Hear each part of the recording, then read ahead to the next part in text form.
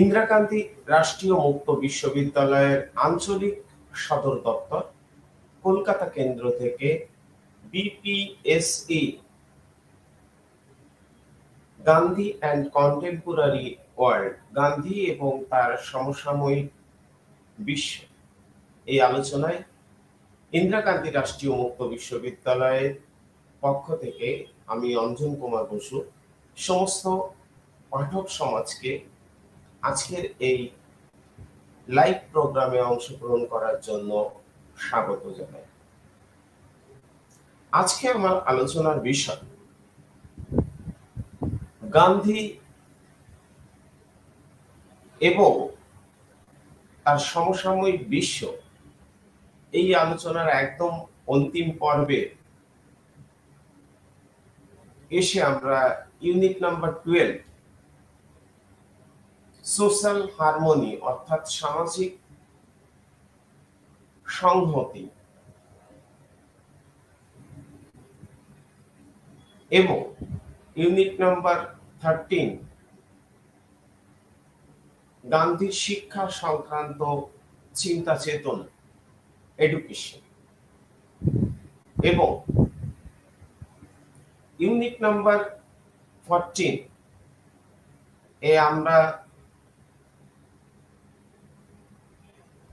গান্ধীজির নীতি এবং নৈতিকতা এবং মূল্যবোধ এর বিষয় সম্পর্কে আমাদের চিন্তা চেতনা ব্যক্ত করব।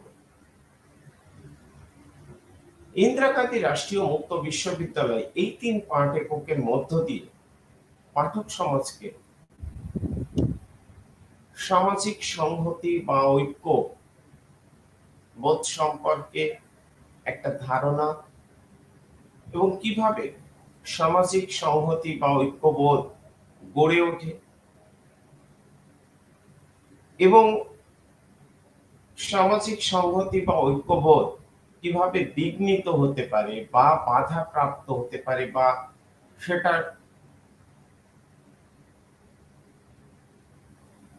ক্ষতিগ্রস্ত হতে পারে,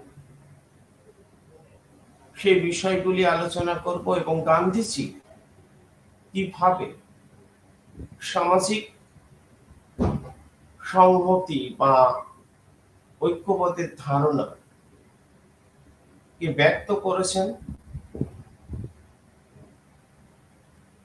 ইউনিট নাম্বার 12 এর আলোচনার মধ্য দিয়ে ইন্দিরা গান্ধী রাষ্ট্রীয় মুক্ত বিশ্ববিদ্যালয় সমস্ত পাঠক সমাজের কাছে সোশ্যাল হারমোনি বা সামাজিক সংহতি সংক্রান্ত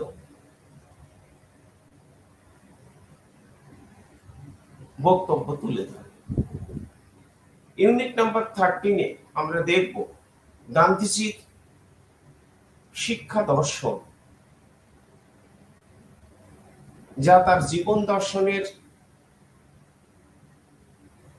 এবং সামাজিক চিন্তা চেতনা বহিঃপ্রকাশ। তিনি কি ধরনের শিক্ষার ভাবনা ভেবেছিলেন, বাস্তবে তার কতটা প্রয়োগ হয়েছিল, এই সংক্রান্ত আমরা আলোচনা দেখার চেষ্টা করব এবং একেবারে অন্তিম পর্বে আমরা গান্ধী দর্শনে নীতিবোধ বা মূল্যবোধ সম্পর্কে, তার নৈতিকতা সম্পর্কে উপলব্ধি করার চেষ্টা করব। ইন্দিরা গান্ধী রাষ্ট্রীয় মুক্ত বিশ্ববিদ্যালয় পাঠক সমাজকে এ বিষয়ে এক বিস্তৃত আলোচনা তার স্টাডি মেটেরিয়ালস এর মধ্যে তুলে ধরেছে। পাঠক সমাজকে আমি অনুরোধ করব, আপনারা স্টাডি মেটেরিয়ালস খুব ভালো করে চর্চা করবেন। তবে আমি আমার সংক্ষিপ্ত আলোচনার মধ্য দিয়ে আমি প্রথমে ইউনিট নাম্বার 12 সোশ্যাল হারমোনি অর্থাৎ সামাজিক সংহতি বা সম্প্রীতি এবং তার শ্রেণী বিভাজন বা শ্রেণী বিভাগ, সামাজিক সম্প্রীতির ধারণা এবং কিভাবে সামাজিক সম্প্রীতি সমাজে সক্রিয়ভাবে উপলব্ধ, আর কোন কোন ঘটনা বা বিষয়ের উপর দাঁড়িয়ে এই সম্প্রীতি বিঘ্নিত হতে পারে, সেই সব বিষয়গুলি প্রথমে আমার আলোচনার সূচনা লগ্নে তুলে ধরব। সামাজিক সম্প্রীতি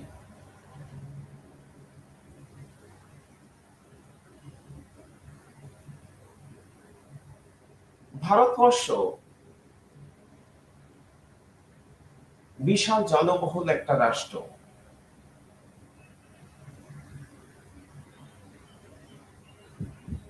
এবং সেই জনবহুল ভারতবর্ষে বহু জাতি, বহু সম্প্রদায়ের মানুষ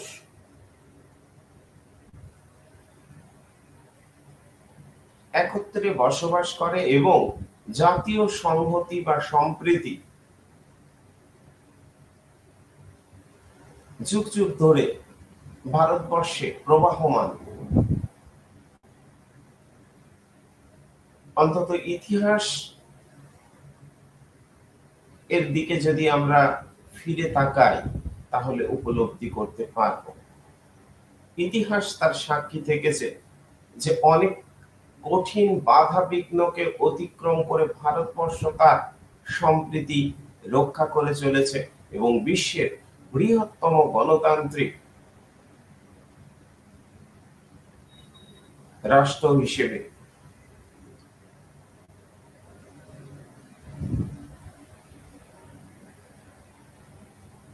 বিশ্ববাসীর কাছে নিজেকে তুলে ধরেছে।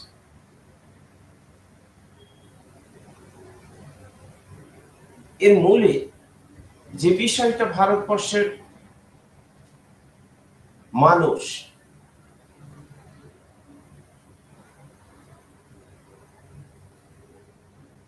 উপলব্ধি করেছে তা হল জাতীয়তাবোধ এবং সামাজিক সম্প্রীতি।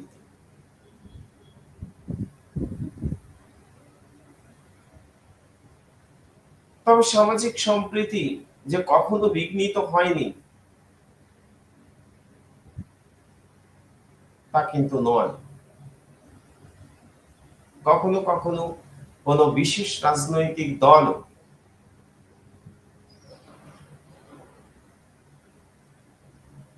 সামাজিক সম্প্রীতি বিঘ্ন করার চেষ্টা করে বা করে এসেছে।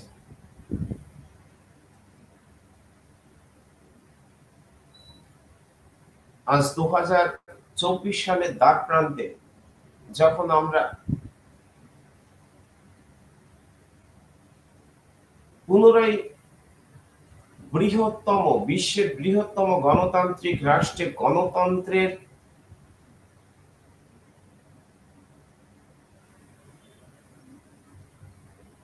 পরীক্ষা পদ্ধতিতে আবার দাঁড়িয়ে পড়েছি, অর্থাৎ আবার লোকসভা নির্বাচন, এবং যেখানে প্রচুর মানুষ তার গণতান্ত্রিক অধিকার প্রয়োগ করবে এবং গণতান্ত্রিক ভাবে একটা আইন প্রণয়নকারী সরকার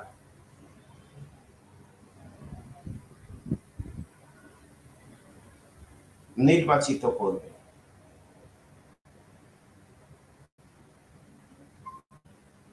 এর সবের পিছনে রয়েছে ভারতের সম্প্রীতি বা সংহতি। অর্থাৎ আমরা ভারতবাসী জাতি ধর্ম নির্বিশেষে আমাদের এই আত্ম উপলব্ধি আমাদের সম্প্রীতির রক্ষাকারী।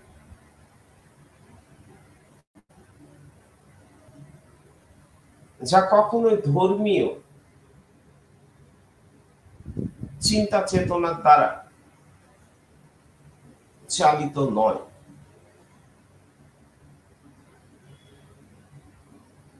বিভিন্ন জাতি ও সম্প্রদায়ে ভারতবর্ষ বিভক্ত হতে পারে,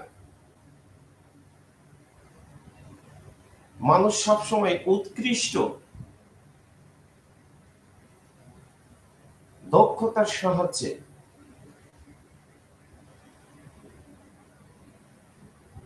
এবং ঈশ্বরের সৃষ্ট উৎকৃষ্ট প্রাণী হিসেবে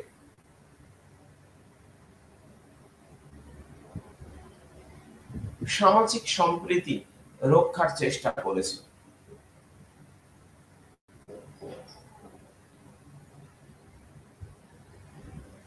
মানুষ তার নিজের গুণ বা গুণাবলীর দ্বারা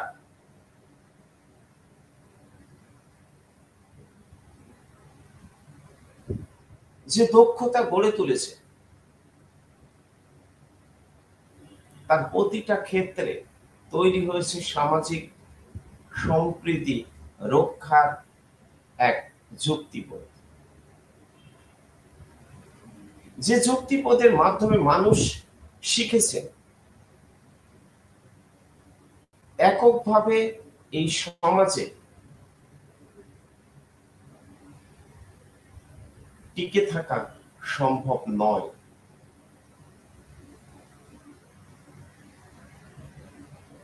সেই সমাজ ব্যবস্থা পৃথিবীতে স্থায়ীভাবে দাগ কেটেছে বা তার প্রভাব বিস্তার করেছে, যে সমাজের মধ্যে সম্প্রীতি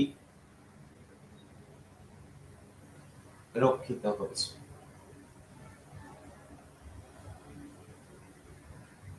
আজকে আমাদের জীবনের প্রতিটা ক্ষেত্র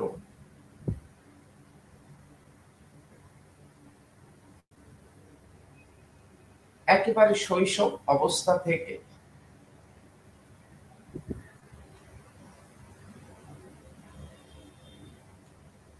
বার্ধক্য পর্যন্ত সামাজিক সম্প্রীতি বাতাবরণের মধ্য দিয়ে আমরা এগিয়ে চলেছি।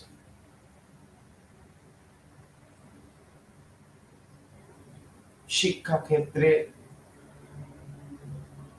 কর্মক্ষেত্রে, সমাজে, পরিবারে,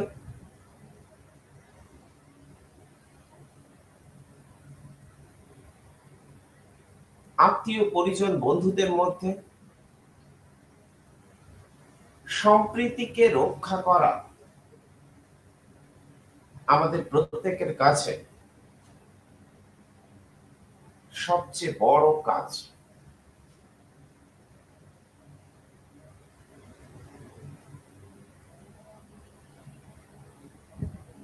আমাদের এই সম্প্রীতি বা সামাজিক ঐক্য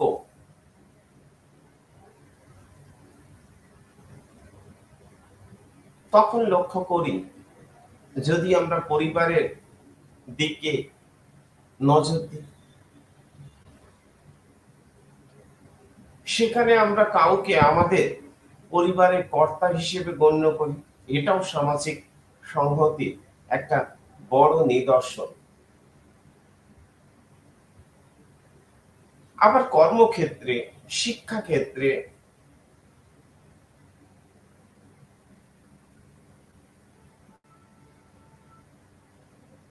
কোনো আলোচনা মঞ্চে আমরা কিছু নিয়ম নীতিকে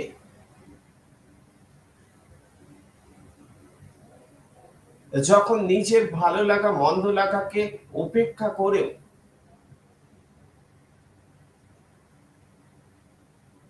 তাকে মান্যতা দিই, তখন সেটা সামাজিক সম্প্রীতি রক্ষা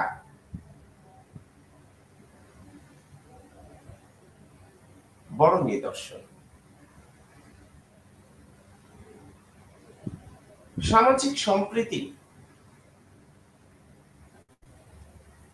সমাজের সর্বস্তরে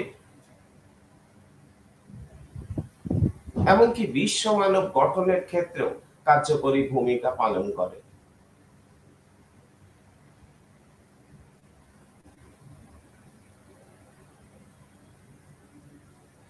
ভারতবর্ষের বিদেশ নীতির দিকে যদি আমরা লক্ষ্য করি, তাহলে সেটাও আপনারা অনুধাবন করবেন যে সম্প্রীতি রক্ষার এক বিদেশ নীতি, যার সঙ্গে ভারতীয় জনগণের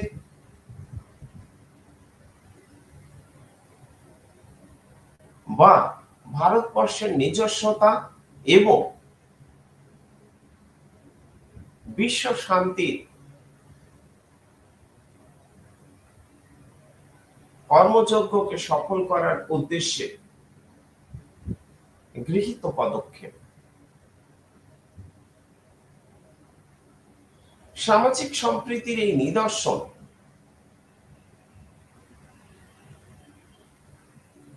আমরা জীবনের প্রতিটা ক্ষেত্রে উপলব্ধি করি।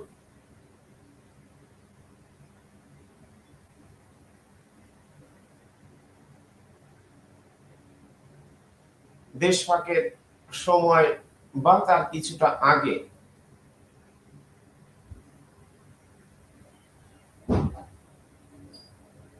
অর্থাৎ 1947 সালে ভারতবর্ষ যখন বিভাজনের মধ্য দিয়ে স্বাধীনতা অর্জন করে, তার কিছুটা আগে এই সামাজিক সম্প্রীতি নানান সময় প্রশ্নের মুখে এসে দাঁড়িয়েছিল। চট্টগ্রাম, নোয়াখালী, ঢাকা, রাজশাহী, কলকাতা বিভিন্ন স্থানে যে সাম্প্রদায়িক দাঙ্গা পরিলক্ষিত হয়, তা সামাজিক সম্প্রীতি বিঘ্ন তার প্রমাণ স্বরূপ।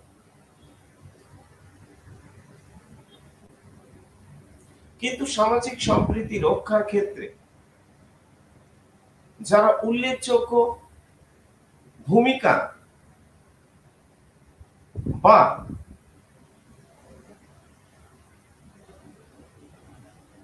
অবদান রেখে গেছেন, তার মধ্যে আমরা পশ্চিমের চিন্তা চেতকদের মধ্যে বা চিন্তাবিদদের মধ্যে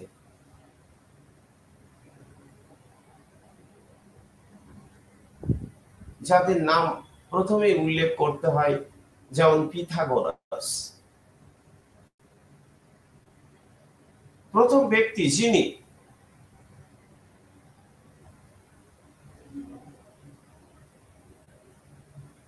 সামাজিক সম্প্রীতির উপর জোর দিয়েছিলেন।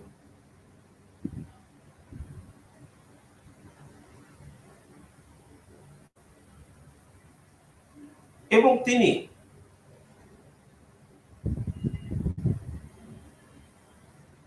সোশ্যাল হারমোনি বা সামাজিক সম্প্রীতি সম্পর্কে এটাই অনুধাবন করেছিলেন,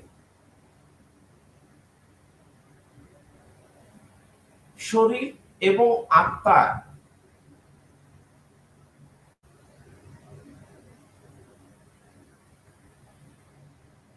মধ্যে তাদের কাজ করার দিক থেকে কোনো বাস্তবিক যোগ নেই।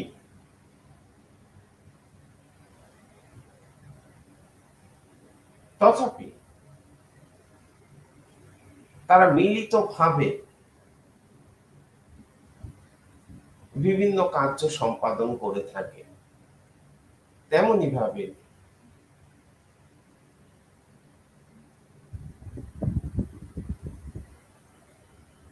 সামাজিক সংহতি বা সম্প্রীতি আমাদের সমাজে অস্তিত্বের সাথে প্রয়োজন। পরবর্তীকালে পিথাগোরাসের এই ধারণাকে যারা সমর্থন করেছিলেন তার মধ্যে প্লেটো, লাইবনিজ দৃষ্টিবাদী দার্শনিক, এবং তিনি প্রাথমিক আধুনিক সম্প্রীতির একজন বড় তাত্ত্বিক বা সমর্থনকারী। পূর্ব প্রতিষ্ঠিত সম্প্রীতি সম্পর্কে তার ধারণা সর্বজন বিদিত। তিনি সম্প্রীতির ব্যাপক ধারণায় বিশ্বাসী ছিলেন।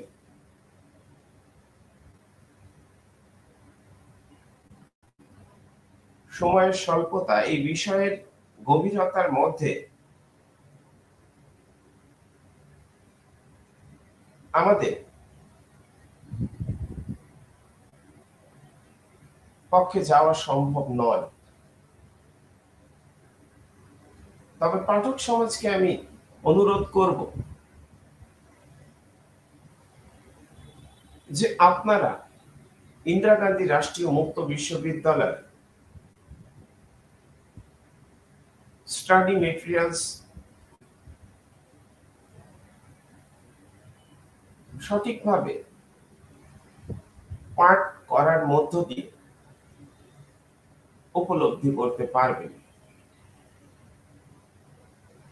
সামাজিক সম্প্রীতির প্রসঙ্গে ডিউই শিক্ষাতত্ত্ববিদ, তিনিও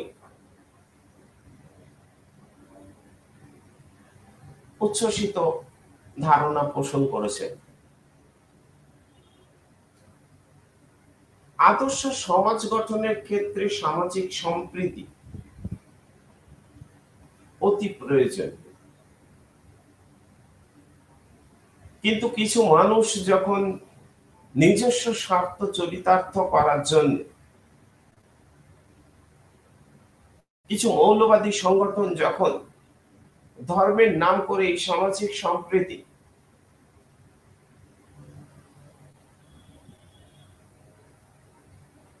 ভাঙার চেষ্টা করে, বিচ্ছিন্নতাবাদী শক্তি, রাষ্ট্রের অন্যায় পদক্ষেপ,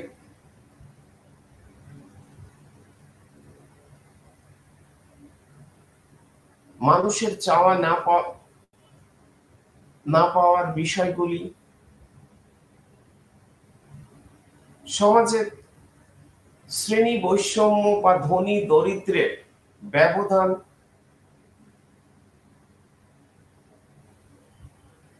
ইত্যাদি বিষয়গুলি সামাজিক সম্প্রীতির পক্ষে ভীষণ ক্ষতিকারক। আধুনিক পুঁজিবাদী সমাজতান্ত্রিক রাষ্ট্রে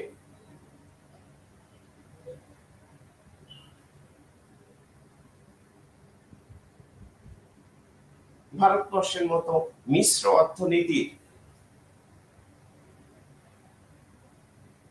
দ্বারা চালিত একটি রাষ্ট্রে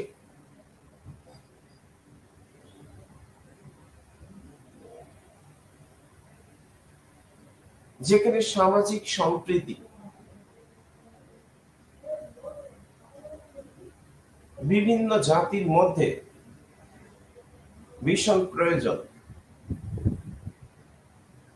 তার স্বাধীনতার ৭৫ বছর অতিক্রান্ত হওয়ার পরেও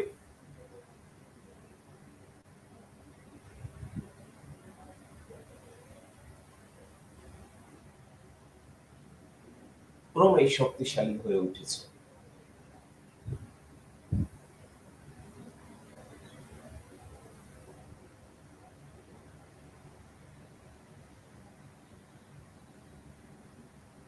সরকারের নীতি, জনকল্যাণকামী হতে হবে,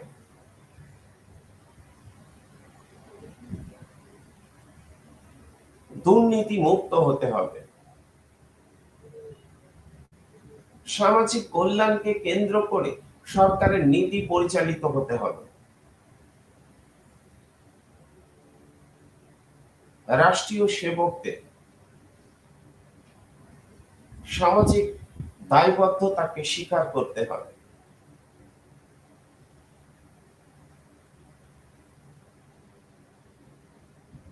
মালিক শ্রমিকের ব্যবধান কমাতে হবে, উন্নয়নের প্রবাহমানতা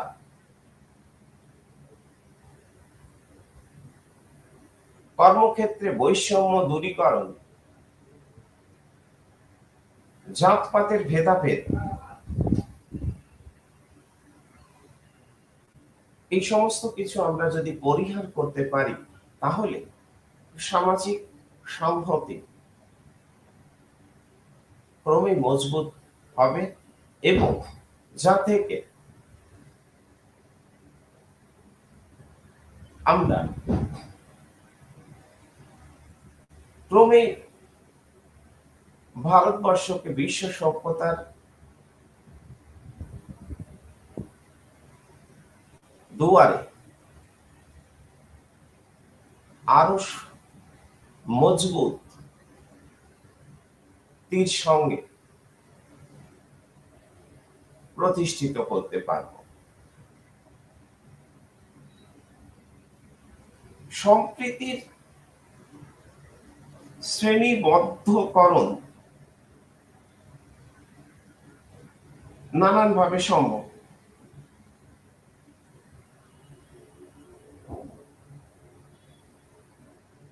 আমরা পারিবারিক ক্ষেত্রে পারিবারিক যিনি প্রবীণ তার আদেশ বা নির্দেশের দ্বারা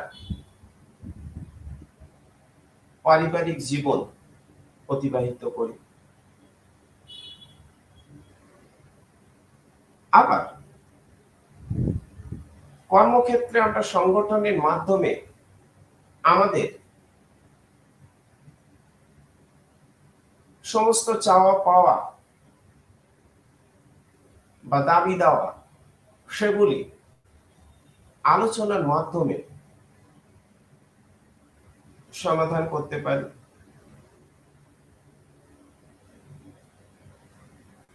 আমরা যে মহল্লা বা পাড়ায় বসবাস করি বা গ্রামে বসবাস করি সেখানেও আলাপ আলোচনার মাধ্যমে সামাজিক সংহতি টিকিয়ে রাখার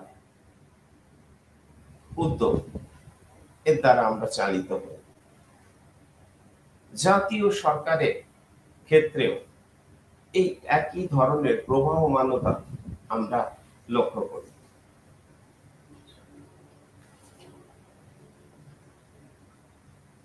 সামাজিক সংহতি এই আলোচনা থেকে আমরা একটা বিষয় উপলব্ধি করি যে সামাজিক অগ্রগতির স্বার্থে সামাজিক সংহতি বজায় রাখতে হবে। মানব সভ্যতাকে টিকিয়ে রাখতে, মানব সভ্যতার অগ্রগতি ঘটানোর জন্য এই সংহতি পরিবার থেকে শুরু করে মহল্লা, গ্রাম, রাজ্য, দেশ, দেশের সীমাকে অতিক্রম করে সমগ্র পৃথিবীব্যাপী এর বিস্তার ঘটাতে হবে। মহাত্মা গান্ধী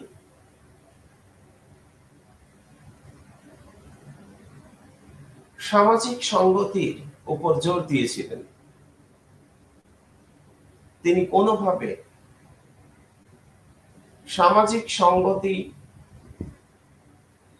ক্ষতিগ্রস্ত হয় এমন কোন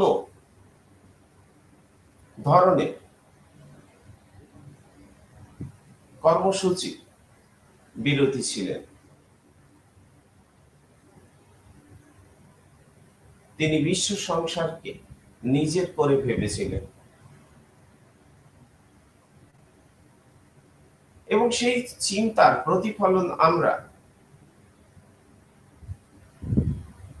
ভারতবর্ষের স্বাধীনতার পর থেকে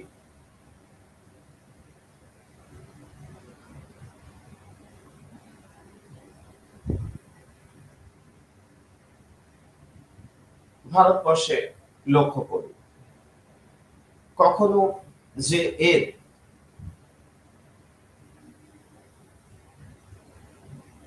বাধা বা বিঘ্ন আসেনি তা নয়,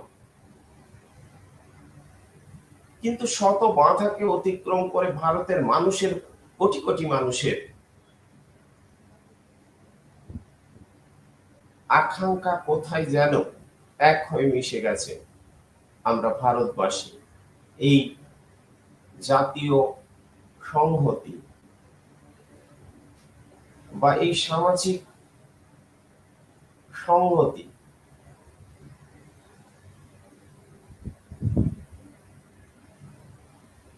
বা সোশ্যাল হারমোনি কাজ করেছে।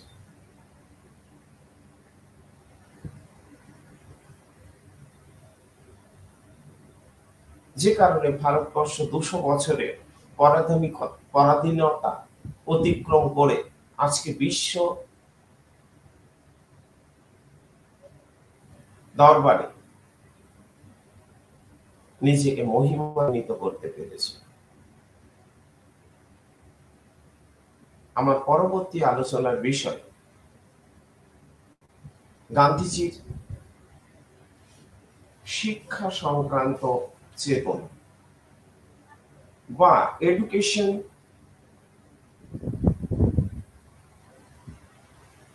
বলতে আমরা কি বুঝি,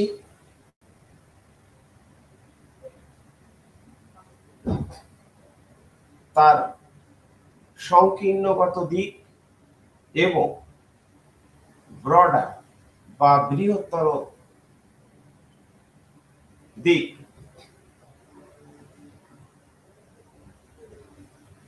উপলব্ধি করার চেষ্টা করব এবং গান্ধীজি কি ধরনের শিক্ষা কথা বলেছিলেন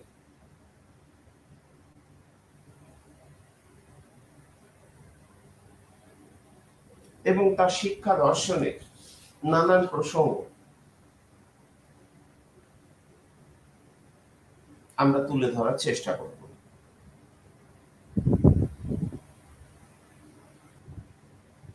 মানুষের জীবনে দুটি দিক আছে, একটা হলো তার জৈবিক দিক অর্থাৎ বায়োলজিক্যাল অ্যাসপেক্ট এবং আরেকটা হচ্ছে সমাজ সত্তার দিক বা সোসিওলজিক্যাল অ্যাসপেক্ট।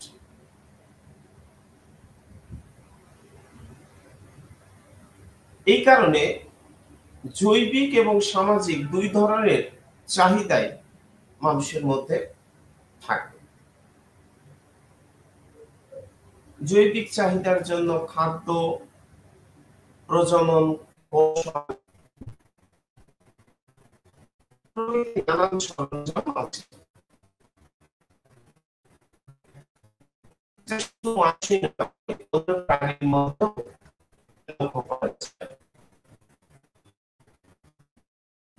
সমাজ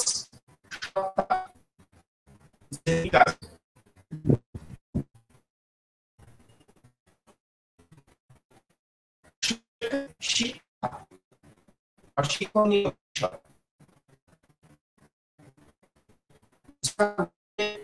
সাংস্কৃতিক চেতনার পরিবর্তিত ঘটায় বেশি গুরুত্ব।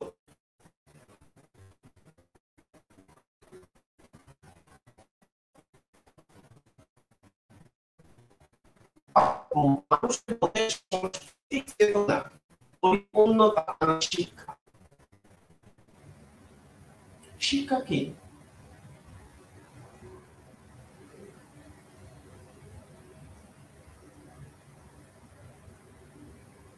শিক্ষা কথাটির দ্বারা আমরা এমন একটা কিছু বোঝাতে চাই যা সত্যি বিমূর্ত। অ্যাবস্ট্রাক্ট। বিভিন্ন শিক্ষাবিদ, দার্শনিক বিভিন্ন যুগে শিক্ষার বিভিন্ন দিক তুলে ধরার চেষ্টা করেছে। এখন শিক্ষা শব্দটি সংস্কৃত শ্বাস ধাতু থেকে এসেছে, অর্থাৎ যার অর্থ শাসন করা বা শৃঙ্খলিত করা বা নিয়ন্ত্রিত করা বা শিক্ষা দেওয়া বা নির্দেশনা করা, নির্দেশনা দেওয়া।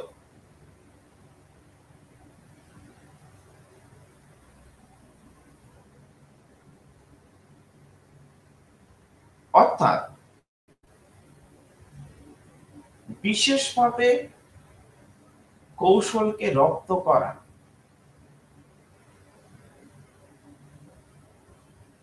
তাকে আমরা শিক্ষা বলছি, বা বিদ্যা গ্রহণ বা আহরণ বলে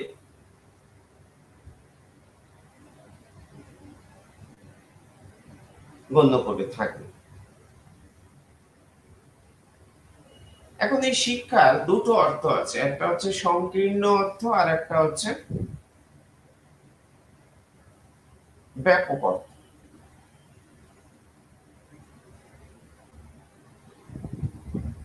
সংকীর্ণ অর্থে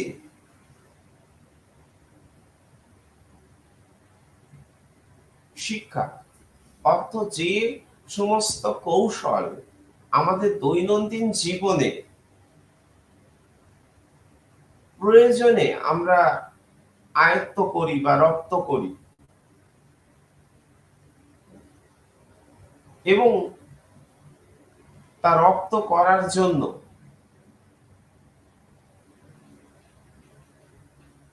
বিদ্যালয় বা শিক্ষা কেন্দ্রে অংশগ্রহণ করি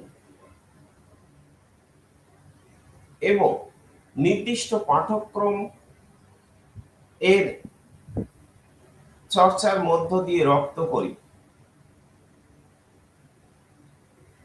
তাকে আমরা সংকীর্ণ অর্থে শিক্ষা বলছি। আবার ব্যাপক অর্থে শিক্ষা বলতে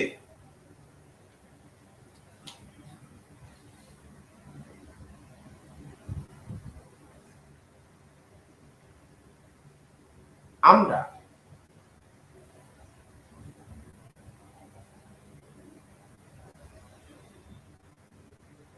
শিশুর মধ্যে বা শিক্ষার্থীর মধ্যে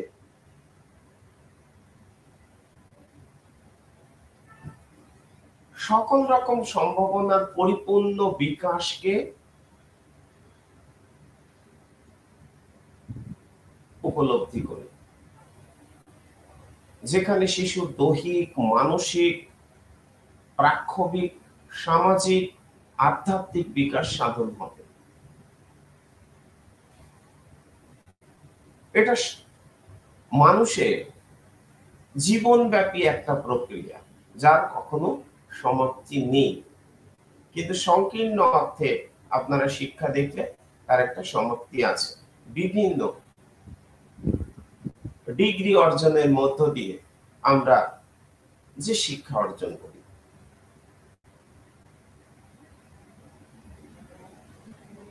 ব্যাপক অর্থে শিক্ষা তাত্ত্বিক জ্ঞান এবং ব্যবহারিক অভিজ্ঞতার একটা সমন্বয় সাধিত হয় এবং তা আদর্শ অনুযায়ী চালিত এবং বন্ধুত্বের সম্পর্কে সংযুক্ত। এবং শিক্ষার্থীর নিজস্ব সক্রিয় কৌশল ভিত্তিক কৌশল,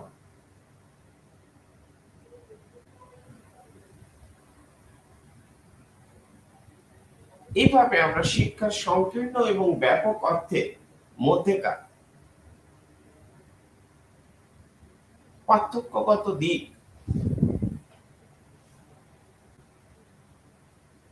উপলব্ধি করলাম। জাতির জনক মহাত্মা গান্ধী শিক্ষা সংক্রান্ত তার যে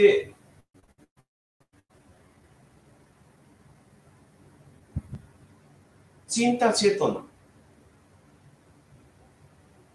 তা এই ব্যাপক বা ব্রডার সেন্স কেন্দ্রিক।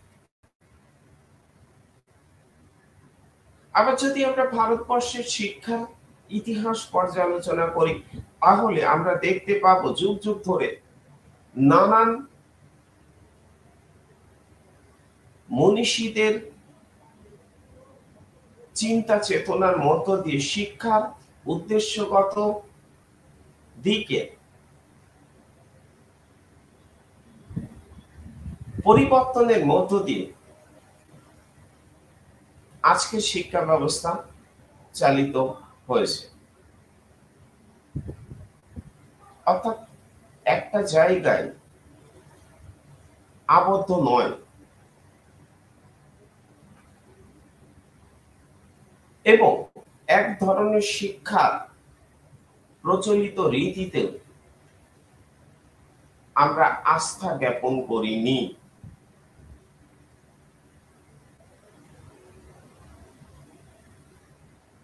আমাদের শিক্ষা নীতি, আমাদের শিক্ষা ব্যবস্থা প্রতিনিয়ত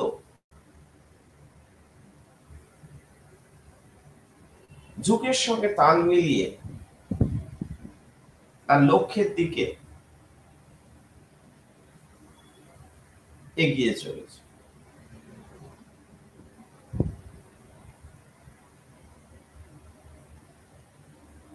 তাই মধ্যযুগ, প্রাচীন যুগ থেকে মধ্যযুগ এবং মধ্যযুগ থেকে আধুনিক পর্বে, ব্রিটিশ পর্বে এবং স্বাধীনতার পরবর্তী পর্বে শিক্ষা নীতিতে ব্যাপক রদবদল হয়েছে।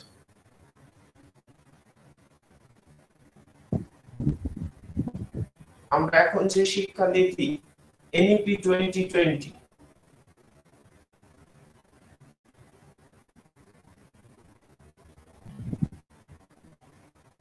দ্বারা চালিত হয়েছে, সেখানে মাতৃভাষায় শিক্ষা শুধু আত্মিক ক্ষেত্র নয়, কর্মক্ষেত্রে তার ব্যবহারিক প্রয়োগ, হাতে কলমে শিক্ষা, যা দেশে সার্বিক অগ্রগতি সঠিক কর্মপন্থা হিসেবে গৃহীত হয়েছে।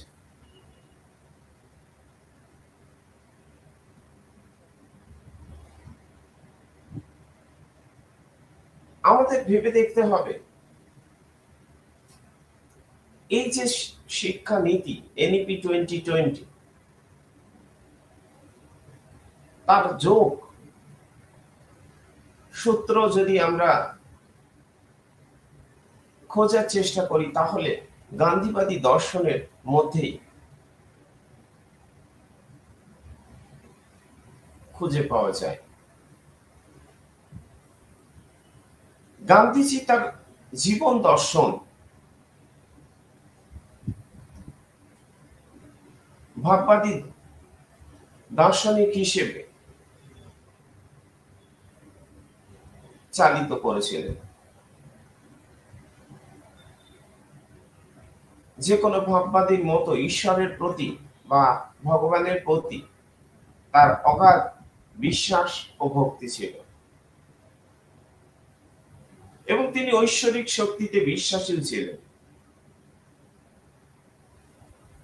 এবং তিনি বলেছিলেন, ভগবানই একমাত্র স্থির, তিনি তার লীলার মধ্যে সৃষ্টি করেছেন আবার ধ্বংস করেছেন।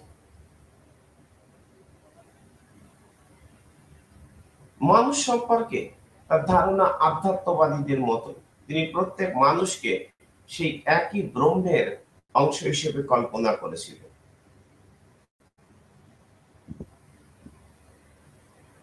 সূর্যের আলো বিভিন্ন উৎস থেকে এলেও তা যেমন একই, বিভিন্ন দিক থেকে এলেও তা যেমন একই উৎসের থেকে সৃষ্ট।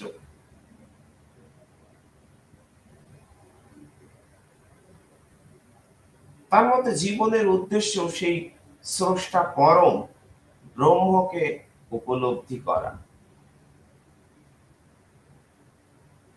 গান্ধীজির শিক্ষা দর্শন জীবন দর্শনের ও সমাজ দর্শনের দ্বারা প্রভাবিত।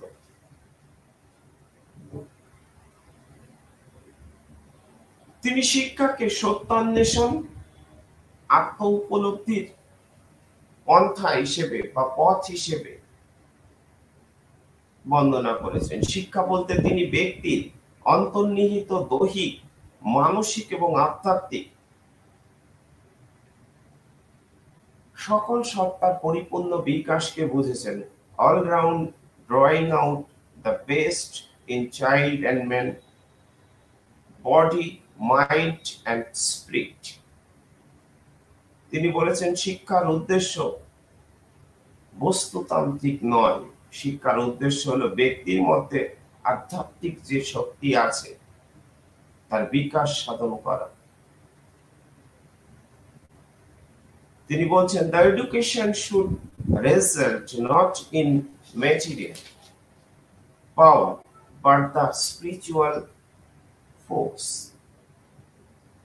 এই লক্ষ্যকে তিনি শিক্ষার চরম লক্ষ্য হিসেবে গ্রহণ করেছেন।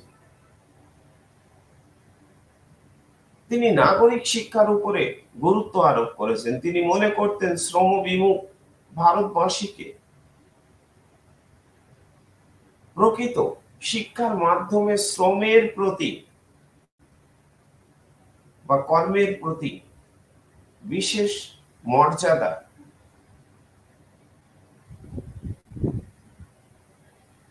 তৈরি করবে এবং তাতে করে দেশ, সমাজ, রাষ্ট্রের উন্নতি হবে।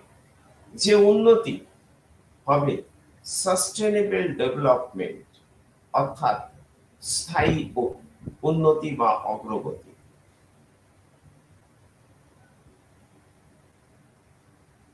এবং অর্থনৈতিক বুনিয়াদকে যা একটা মজবুত বা মজবুতি প্রদান করবে। গান্ধীজির নির্ধারিত শিক্ষার লক্ষ্য ব্যক্তি উন্নয়ন, সমাজ উন্নয়নের লক্ষ্যে সার্থক সমন্বয়। তার জন্য গান্ধীজি শিক্ষার পাঠ্যক্রমের উপরে জোর দিয়েছিলেন। তিনি গতানুগতিক পশ্চিমী ইংরেজি শিক্ষাকে সমালোচনা করেছেন এবং শিক্ষাকে জীবনের সাথে সম্পর্কযুক্ত হওয়া এমন ধারণায় তিনি বিশ্বাসী ছিলেন এবং মাতৃভাষাকে পাঠ্য বিষয় বা পাঠদানের মাধ্যম যা দুই গ্রহণ করতে বলেছিলেন। কিন্তু স্বাধীনতার পর আমরা বিভিন্ন শিক্ষানীতির মধ্যে দিয়ে তার সার্থক উপলব্ধি পাই না। এনইপি 2020 মাতৃভাষায় শিক্ষাকে গুরুত্ব দেয়। তার উৎকৃষ্টতম প্রমাণ ইন্দিরা গান্ধী রাষ্ট্রীয় মুক্ত বিশ্ববিদ্যালয় যখন দাবি করে যে সমগ্র জনগণের বিশ্ববিদ্যালয়, পিপলস ইউনিভার্সিটি,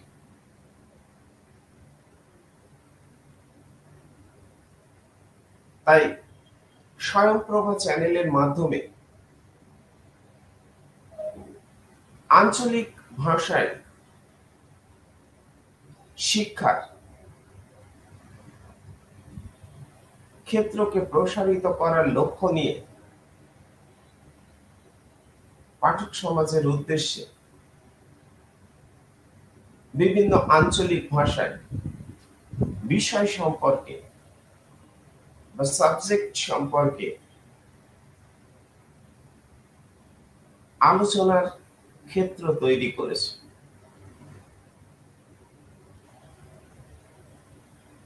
এই কর্ম প্রক্রিয়া সমস্ত বিশ্ববিদ্যালয়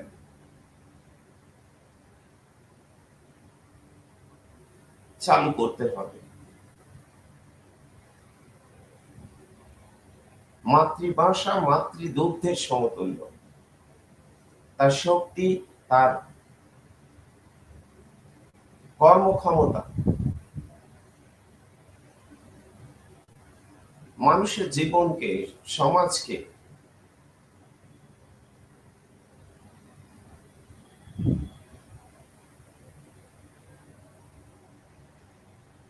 আলাদা ধরনের শক্তি প্রদান করে।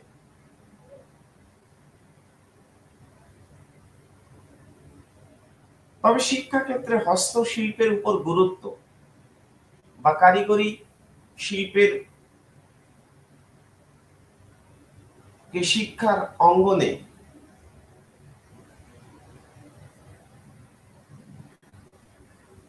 আনা গান্ধীজির যে প্রচেষ্টা,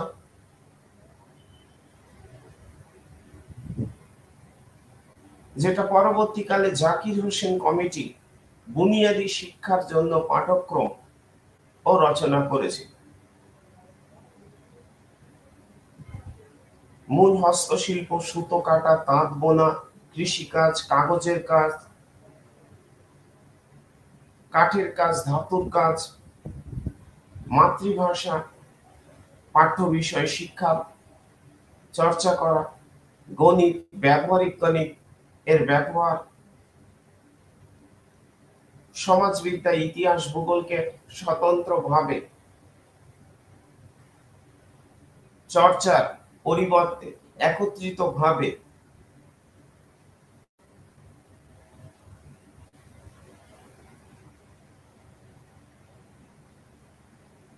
তাকে চর্চা করা, সাধারণ বিজ্ঞান, বিজ্ঞানের সব শাখার প্রয়োজন এবং তার ব্যবহারিক প্রয়োগ, ছবি আঁকা, সঙ্গীত, বাধ্যতামূলক শরীরচর্চার ব্যবস্থা। এইভাবে গান্ধীজি সর্বাঙ্গীন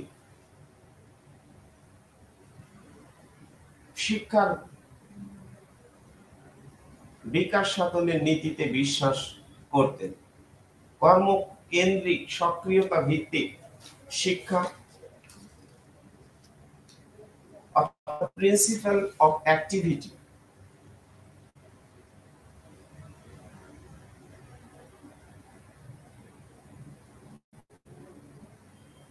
তার কথা বলেছিলেন।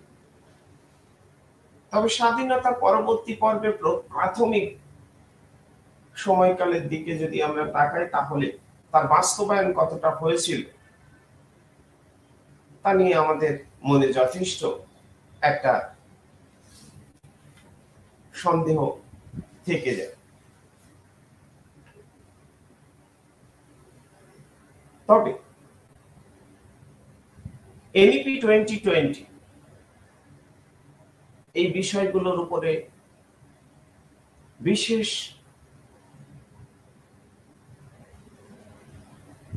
নজর রেখে শিক্ষানীতির মাধ্যমে শিক্ষার্থীর সর্বাঙ্গীন বিকাশের, সামাজিক অগ্রগতি, দেশ রাষ্ট্রের অগ্রগতি বিষয়গুলিকে সামনে আনার চেষ্টা করা হয়েছে। আমরা আলোচনার একদম শেষ প্রান্তে এসে গান্ধীজির এথিক্স অ্যান্ড মোরালিটি, যেখানে আমরা নন ভায়োলেন্স, অহিংসা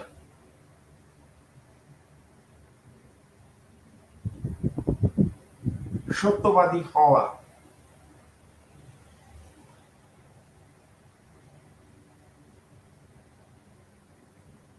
বিশ্ব শান্তি সম্পর্কে তার যে ভাবনা, সেই বিষয়গুলোকে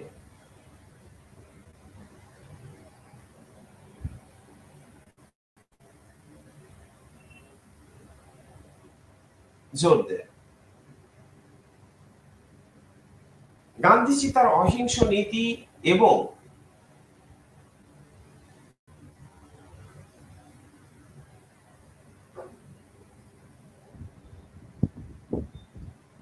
সত্যাগ্রহ,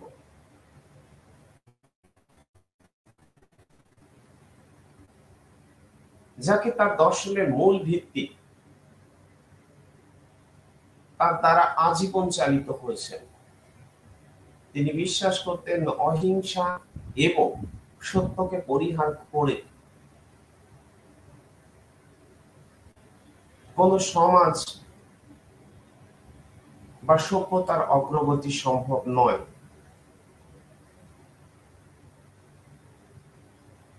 সেই কারণে তিনি নীতিবোধ এবং মূল্যবোধের উপর জোর দিয়েছেন এবং সেই নীতি মূল্যবোধের ক্ষেত্রে অহিংস সত্যাগ্রহের পন্থাকে আঁকড়ে ধরেছেন।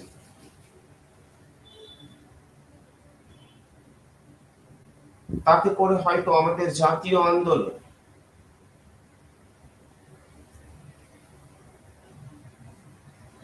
অনেক সময় সরকারের দমন পীড়নের কাছে বন্ধ হয়ে গেছে,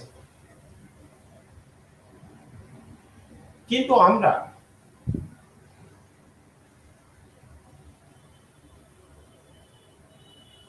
একটা পর্বে এসে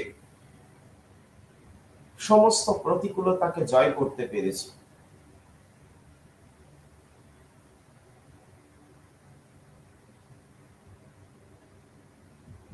আজকে ভারতের বিদেশ নীতি, আজকে ভারতের অর্থনৈতিক অগ্রগতি, আজকে ভারতের উন্নয়নের ধারাবাহিকতা সমগ্র বিশ্বকে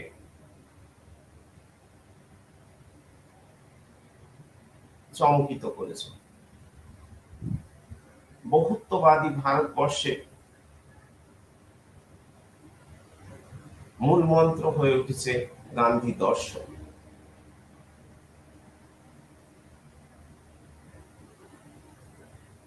তিনি আমাদের মধ্যে নেই, কিন্তু আমাদের হৃদয়ে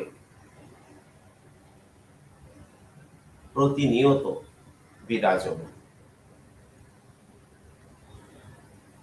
আমি এই বলে আজকে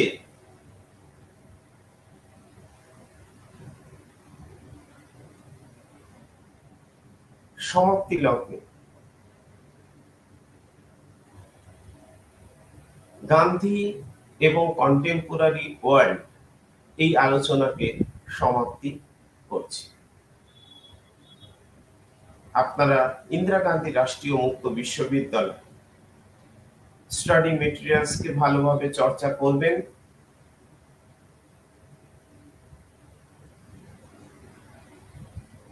এবং আমার বক্তব্যকে বোঝার চেষ্টা করবেন। ভারতবর্ষের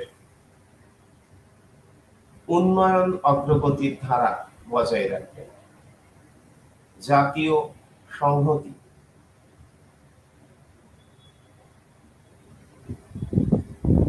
ধারাবাহিকতা বজায় রাখার দায়িত্ব আমাদের সবার। ধন্যবাদ, নমস্কার।